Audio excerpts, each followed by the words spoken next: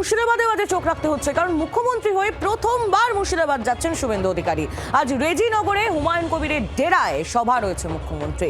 পাশাপাশি বহরমপুরে আজ দলীয় কর্মীদের নিয়ে প্রশাসনিক বৈঠক এবং সভাও তাঁর রয়েছে।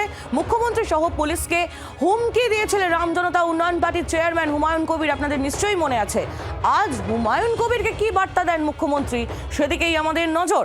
মুখ্যমন্ত্রী হয়ে প্রথমবার মুর্শিদাবাদ যাচ্ছেন মুখ্যমন্ত্রী শুভেন্দু অধিকারী। আজ রেজিনগরে হুমায়ুন কবিরের ডেরায় তার সভা, সেই সভার প্রস্তুতি সহ আরো আপডেট কমলাক্ষ ভট্টাচার্য আমাদের প্রতিনিধি আমাদের দেবেন, রয়েছেন সরাসরি আমাদের সঙ্গে। কমলাক্ষ, আজ মুখ্যমন্ত্রী শুভেন্দু অধিকারী তার এই সভার প্রস্তুতির বিষয়ে তোমার কাছ থেকে জানতে চাইবো, এবং তার পাশাপাশি হুমায়ুন কবির তাকে আজ মুখ্যমন্ত্রী কি বার্তা দেন সেদিকে তো বিশেষ নজর রাখতেই হচ্ছে, তাই নয় কি?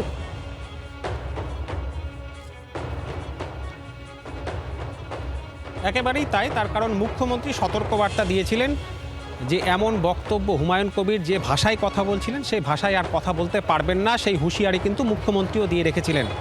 এবং তিনি বলেছিলেন আমি মুর্শিদাবাদ যাব, সেই লক্ষ্যেই মুর্শিদাবাদ আজকে সফর করবেন মুখ্যমন্ত্রী শুভেন্দু অধিকারী। আর কিছুক্ষণের মধ্যেই তিনি চলে আসবেন।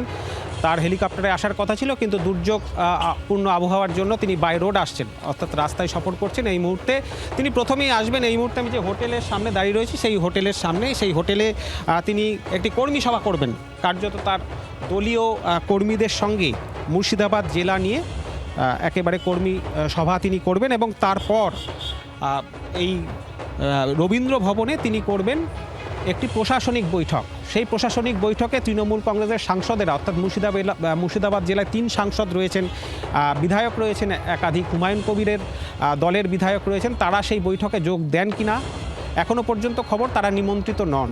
সেই বৈঠকে কেউ নতুন করে নিমন্ত্রিত হন কিনা আর আসেন কিনা সেদিকে যেমন আমাদের নজর থাকবে, তার পাশাপাশি আজকে বিকেলে একেবারে সবার চোখ থাকবে রেজিনগরে। সেই রেজিনগর থেকে হুমায়ুন কবিরের উদ্দেশ্যে মুখ্যমন্ত্রী কী বার্তা দেন, পাশাপাশি রেজিনগরের উপনির্বাচন আসন্ন, আগামী 2 মাসের মধ্যে রেজিনগরে উপনির্বাচন। একেবারে সব মিলিয়ে আজ আমাদের নজর রেজিনগরে থাকছে। তুমিও পরিস্থিতির দিকে নজর রাখো কমলাক্ষ, ধন্যবাদ তোমায়। হুমায়ুন কবির তার যে বক্তব্যের পরিপ্রেক্ষিতে মুখ্যমন্ত্রী শুভেন্দু অধিকারী তিনি একেবারে গর্জে উঠেছিলেন, তার সেই বক্তব্য শোনাবো। পাশাপাশি মুখ্যমন্ত্রী কি বার্তা দিয়েছিলেন হুমায়ুনের উদ্দেশ্যে সেটাও শুনুন। তা আমি শুভেন্দু অধিকারীকে সেদিন বলেছি যে আপনি ভোট জিতেছেন, আপনার দল জিতেছে, খুব ভালো কথা, কিন্তু মুর্শিদাবাদে আস্ফালনটা একটু কম করতে বলেন।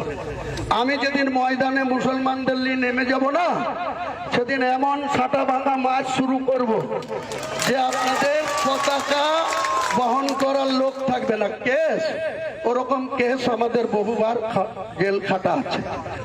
লাখ লাখ লোককে রাস্তায় নিয়ে নামাবো আর সাটা ভাঙা মাছ দেবো আর জেলে যাব। কদিন জেলে রাখতে পারেন, কত খাওয়াতে পারেন।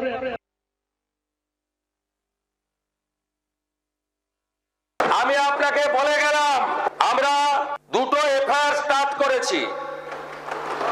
Rejinagar PS case number 219/226 dated 26/6/2026 under section 152, 192, 196, 197, 224, 299, 351 within bracket 2, 352, 353 of the ভারতীয় ন্যায় সংহিতা।